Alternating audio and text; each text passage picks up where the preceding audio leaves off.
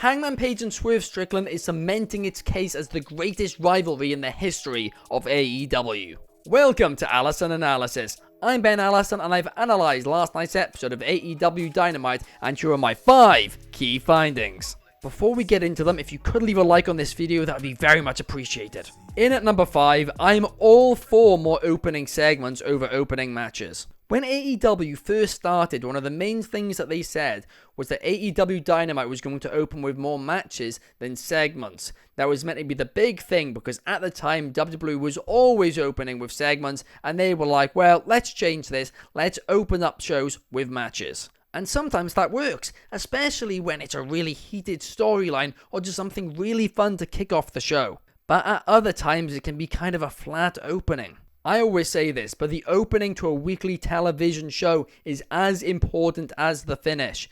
Especially in this day and age where people have short attention spans, you probably have about 2 to 3 minutes to hook a viewer in before you could potentially lose them. But in the last 3 weeks of AEW Dynamite, all 3 shows have opened with an opening segment instead of an opening match. And honestly, I'm a fan of it. It gets the crowd hyped up and it gets them engaged in a storyline from the start. And yes, it is very sports entertainment-like. We know WWE have done it for years and years and years. But there's a reason they have. It's because it works. And AEW certainly shouldn't do this every week. But when they don't have a match which they think could be an amazing open to the show, I think doing a segment to really, add some fuel to a fire of a storyline, I think it's a great idea. And last week's opening segment with Jon Moxley was simply fantastic. It got people talking, got people speculating online. It was exactly what you want an opening segment to do. And this week's opening segment, well, I guess it caused less of a conversation compared to last week,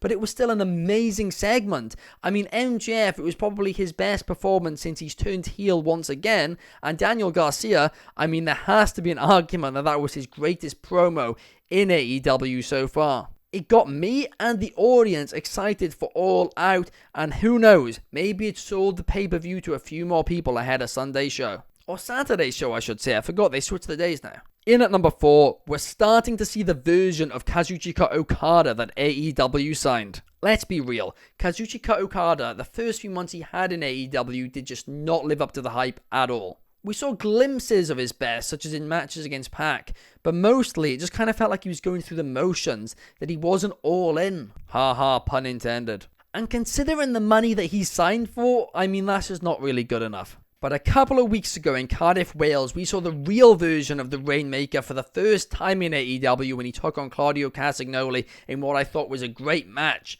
But last night, well, I think they topped that. Kyle Fletcher and Kazuchika Okada just absolutely stole the show from an in-ring perspective. Their match was brilliant, undoubtedly my favourite Okada match in AEW so far. It did a great job of making both competitors look strong, while both of them had a great match, and Okada, well, he looked like a dominant champion to finish the match, even if he didn't win completely cleanly. I still think the Continental Championship has as much worth as a piece of paper, but this was a really fun match and certainly helped the championship somewhat. In at number 3, why is Nyla Rose always the first hurdle? Every time there is a new AEW Women's Champion, their first offense is almost always against Nyla Rose. And I can't even take credit for this, right? Because Chaos pointed it out on yesterday's episode of Wrestling Republic's daily broadcast, but it's true. And Nyla deserves so much better than that. She truly does. She is such a tremendous talent. Highly underrated.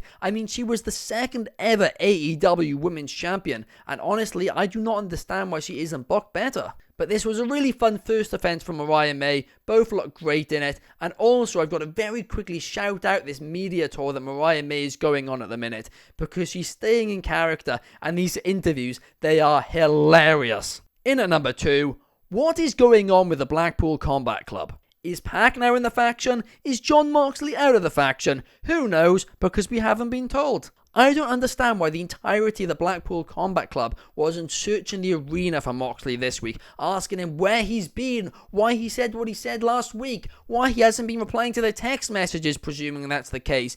The fact that they've just left it alone is very bizarre to me. Additionally, Pac teaming with Claudio and Yuta to win the Trios Championships at All In. It was very random, but it made a bit of sense because they wanted Pac on the card. A little bit lazy, but okay, it made sense.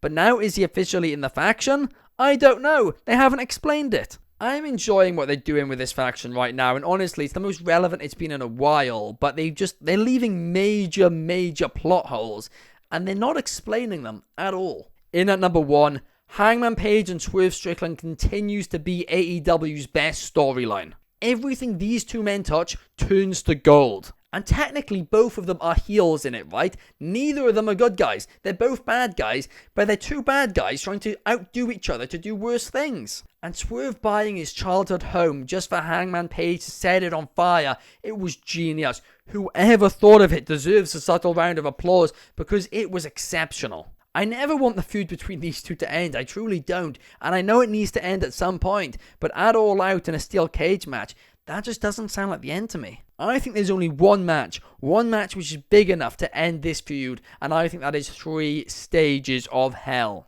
And for it to just be absolutely brutal, perhaps the longest match in AEW history, where for an hour and a half, the two just literally kill each other. And the end of it isn't some, reversal type thing, because the two don't have the energy left. It's just two men giving their all until one of them doesn't win, but just survives. But overall, I thought last night's episode of AEW Dynamite was a blast. But what did you guys think of it? Let me know in the comments down below. And if you did enjoy this video, please like and subscribe. It helps us out massively. Thank you guys. I'll see you in the next one. Peace.